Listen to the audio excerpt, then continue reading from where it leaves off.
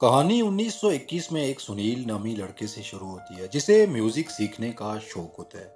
इसके डैड ये बात अपने बॉस वाडिया जी को बताते हैं और वो सुनील को न्यूयॉर्क में म्यूजिक की पढ़ाई के लिए भेज देते हैं। सुनील वहां पहुंच जाता है, लेकिन वाडिया साहब ने उस एहसान के बदले एक शर्त रखी थी कि सुनील उसके बदले वहां उनका बंगला संभालेगा, वहीं रहेगा और पढ़ाई के साथ उस बंगले की देखभाल भी करेगा। सुनील जाता है और उसकी क्लासेस स्टार्ट हो जाती हैं, लेकिन वहीं सुनील एक ऐसी गलती कर बैठता है जिसकी वजह से ये पूरा बंगला आत्माओं की लपेट में आ जाता है और उनमें से एक आत्मा तो सुनील का जीना मुश्किल कर देती है। सुनील अब यूनिवर्सिटी भी जाना छोड़ देता है और दिन भर वहीं उस बंगले में छुप के पड़ा रहता है। वो हर वक्त एक कागज पे एक लफ्ज HCH/66 लिखता रहता था, जैसे ये लफ्ज इसकी उंगलियों से चिपक गया हो। एक और अजीब बात यह हुई कि सुनील की बॉडी पर काले रंग के अजीब से निशान बनना शुरू हो जाते हैं, जैसे कि कोई शैतानी रूह उसकी बॉडी पे कब्जा करने की कोशिश कर रही हो। कहानी में आगे एक लड़की को दिखाया जाता है जिसका नाम जरीना होता है और उसके पास आत्माओं को देखने और उनसे बात करने की शक्ति होती है, जो उसे विरासत में अपनी माँ से मिली थी। वर्ल्ड वार 1 के एक सिपाही की आत्मा से उसने बात की और उस आत्मा ने बताया कि मेरे घर में पड़े इंश्योरेंस के पेपर मेरी वाइफ तक पहुंचाए जाए। जिसके बाद जरीना उस सिपाही की वाइफ से मिलती है और उसे उन पेपर्स के बारे में बताती है। ये खबर न्यूज़पेपर में आती है और सुनील ये खबर पढ़ने के बाद जरीना से राब्ता करता है कि शायद इस मसले का कोई हल जरीना के पास हो, और जरीना भी उसकी मदद के लिए तैयार हो जाती है। अगली शाम जरीना सुनील के पास उसी बंगले में पहुंच जाती है जहां उसे कुछ अजीब और ताकतवर आत्मा के होने का शक होता है। वहां कुछ कांच के टुकड़े भी पड़े होते हैं जिन पर खून लगा होता है। वो ये देख रही होती है कि अचानक वहां रखा पियानो बजना शुरू हो जाता है। साथ ही दीवार पे किसी ज़बान में खून से कुछ लिखा हुआ होता है। जरीना बार बार सुनील से पूछती है कि क्या इस घर में किसी का खून हुआ था, जिस पर सुनील उसे बताता है कि नहीं, यहाँ ऐसा कुछ नहीं हुआ। लेकिन वहां जो कुछ हो रहा था इससे साबित हो रहा था कि इस घर में कोई बूढ़ी आत्मा रहती है। जरीना प्लान करती है कि आज रात 3 बजे वो इस आत्मा से बात करेगी। रात 3 बजने तक घर से कुछ अजीब ड्रोनी आवाजें आ रही होती हैं।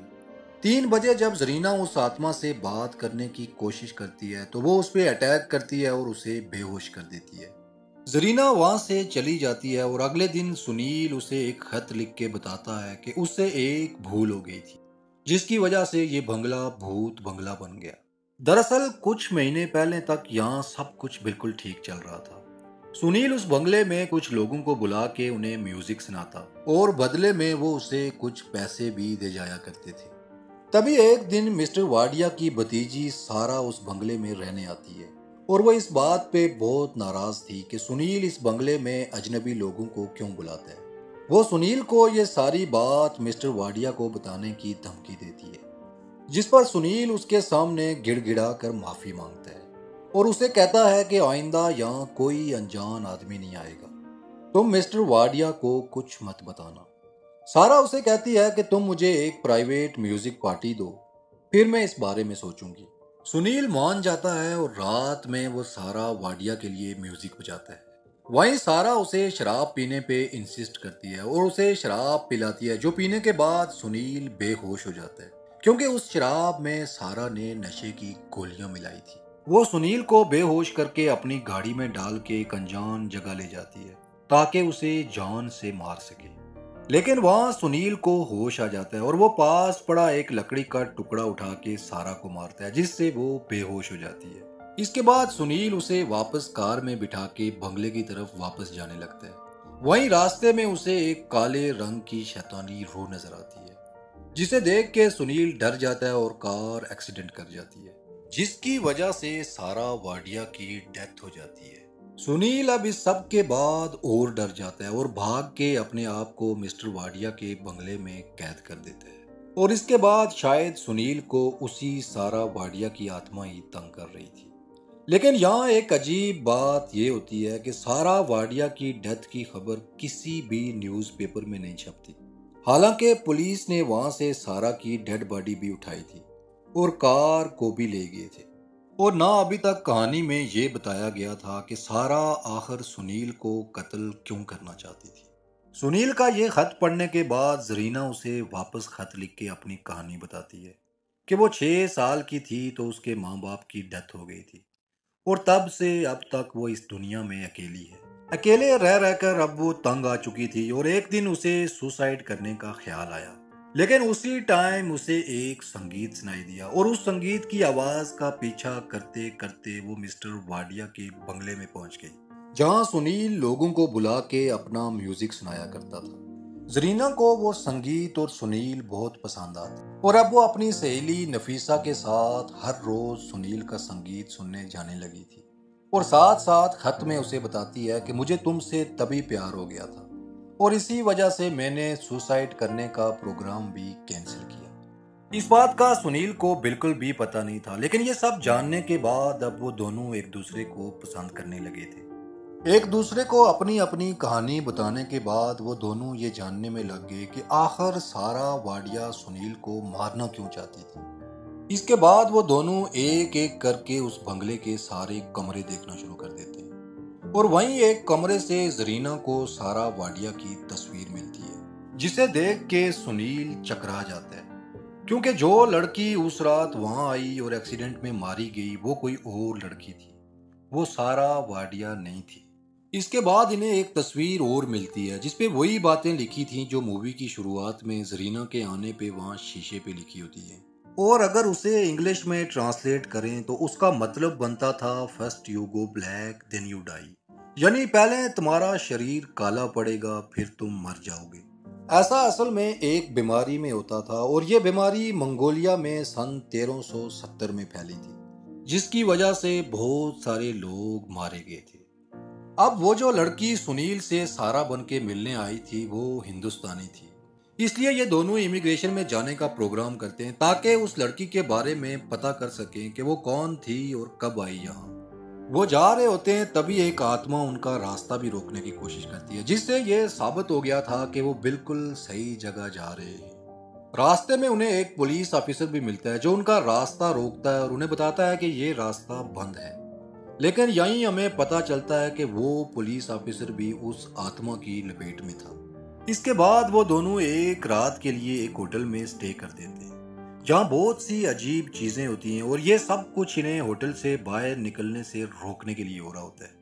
खैर जैसे तैसे करके वो वहां से निकल जाते हैं और इमिग्रेशन में जाके उन्हें पता चलता है कि जो लड़की सारा वाडिया बन के सुनील से मिलने आई थी उसका नाम टीना शाह था और वो यहीं यॉर्क यूनिवर्सिटी की स्टूडेंट थी।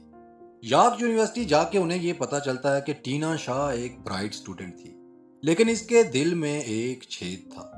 एक दिन अचानक टीना की तबीयत खराब हो गई और उसे यॉर्क जनरल हॉस्पिटल में एडमिट करवाया गया, जिसके बाद अचानक वो कहीं गायब हो गई। ये जानने के बाद सुनील और जरीना सीधे उसी हॉस्पिटल में जाते हैं जहां इंटर होते ही जरीना को सब कुछ समझ आने लगता है। जहां एक और लड़की को दिखाया जाता है जिसका नाम वसूदा होता है। वसूदा जरीना और नफीसा की दोस्त होती थी और वो भी रोज इनके साथ सुनील के घर उसका संगीत सुनने जाया करती थी और वहां वसूदा एक लड़के रिचर्ड को पसंद करने लगती है। लेकिन रिचर्ड अपनी वाइफ जूरी से ही प्यार करता था और वो वसूदा से रोज रोज मिलने से मना कर देता था। इस बात से वसूदा का दिल टूट जाता है और वो अपनी दोस्तों से भी बात करना बंद कर देती है।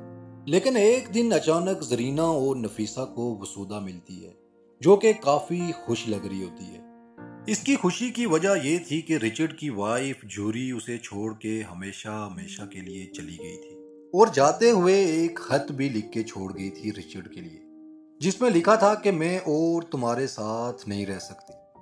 रिचर्ड की वाइफ के जाने के बाद रिचर्ड और वसूदा की एंगेजमेंट होती है जहां जरीना भी जाती है और उसे वहां पार्टी में जूरी की आत्मा दिखाई देती है जो उसे बताती है कि जूरी को वसूदा ने मारा था और वो लेटर भी वसूदा ने खुद लिखा था, हमारे ही टाइपराइटर से जिसका अल्फाबेट एन का बटन खराब था। जैसे ही ये बात रिचर्ड को पता चली उसने वसूदा से एंगेजमेंट तोड़ दी। इसके बाद वसूदा ने छत से कूद के सुसाइड कर दी। मरने से पहले वसूदा को भी यॉर्क जनरल हॉस्पिटल में एडमिट करवाया गया था और टीना शाह का बेड भी वहीं वसूदा के बेड के पास था। वसूदा के मरने के साथ ही उसकी आत्मा टीना की बॉडी पे कब्जा कर देती है और फिर टीना सारा वाडिया बन के सुनील के घर जाती है उसे मारने के लिए, क्योंकि जैसे जरीना की वजह से वसूदा को रिचर्ड ने छोड़ा था, अब वसूदा चाहती थी कि जरीना से सुनील को दूर करके अपना बदला लूं। इसीलिए उसने टीना शाह को काबू किया और सारा वाडिया बन के सुनील के घर गई। अब सबको पता चल जाता है कि ये आत्मा असल में वसूदा की थी, और ये बात बताने के लिए जरीना अपनी दोस्त नफीसा की तरफ जाती है। लेकिन जरीना के वहां पहुंचने से पहले ही वसूदा की आत्मा ने नफीसा पे हमला कर दिया, जिससे उसके सर में चोट आई और वो बेहोश हो गई। जरीना नफीसा को होली क्रॉस हॉस्पिटल में एडमिट करवाती है और जिस बेड पर नफीसा थी उसका नंबर HCS19 था, यानी होली क्रॉस हॉस्पिटल 19। और ये देखकर जरीना को याद आया कि सुनील हमेशा HCS66 लिखता रहता था, यानी Holi cross hospital bed number 66। इसके बाद वो भागती हुई बेड नंबर 66 पे जाती है, जहां जाकर वो दंग रह जाती है, क्योंकि उस बेड पे सुनील एडमिट था। और यूं जरीना को पता चलता है कि अब तक वो जिस सुनील के साथ थी वो सुनील की आत्मा थी, और सुनील को तो इस सब के बारे में पता भी नहीं है। और यहाँ हमें पता चलता है कि टीना के साथ हुए कार एक्सीडेंट के बाद सुनील की आत्मा उसके शरीर से बाहर आ गई थी, और वसूदा ने उसके शरीर को उसकी आत्मा से अलग कर दिया था। वसूदा का यही प्लान था कि अगर सुनील की आत्मा उसके शरीर से मिल ही ना पाए तो उसकी आत्मा खुद ब खुद काली पड़ जाएगी और सुनील हमेशा हमेशा के लिए मर जाएगा।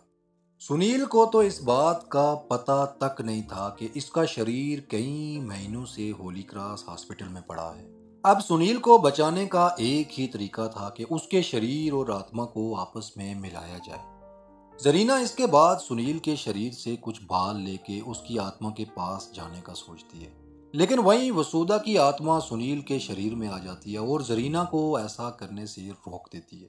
उसे कहती है कि अगर तुम होली क्रॉस हॉस्पिटल से बाहर निकली तो मैं सुनील के शरीर को तबाह कर दूंगी। और इसके बाद वसूदा सुनील के शरीर को तकलीफ पहुंचाना शुरू कर देती है। दूसरी तरफ नफीसा सुनील की आत्मा के लिए एक लेटर ले जा रही होती है, जिसमें उसकी बॉडी के कुछ बाल होते हैं, जिसे जरीना ने खुफिया तरीके से नफीसा को पहले ही दे दिया था। बालों के सुनील के हाथ में आते ही सुनील की आत्मा अपने आप उसके शरीर में वापस आ जाती है, लेकिन वसूदा की आत्मा के सुनील के शरीर में होते हुए ये मुमकिन नहीं था। इसलिए जरीना ने अपना गला काट के खुद को मार डाला और उसके बाद जरीना की आत्मा बाहर आ गई और वो वसूदा की आत्मा से लड़ने लगी। इधर नफीसा ने वो लेटर सुनील की आत्मा को दे दिया, जिसको टच करते ही सुनील की आत्मा अपने शरीर में वापस आ गई, क्योंकि वसूदा की आत्मा जरीना की आत्मा से लड़ने बाहर निकली थी उस वक्त। अगर वो बाहर ना होती तो सुनील की आत्मा अपने शरीर में वापस ना आ सकती। सुनील के होश में आते ही उसे पता चलता है कि जरीना अब इस दुनिया में नहीं रही, और सारी बात जानने के बाद वो काफी सैड हो जाता है। लेकिन आगे जाके वो एक अच्छा म्यूजिशियन बन जाता है और यहीं ये कहानी भी खत्म हो जाती है।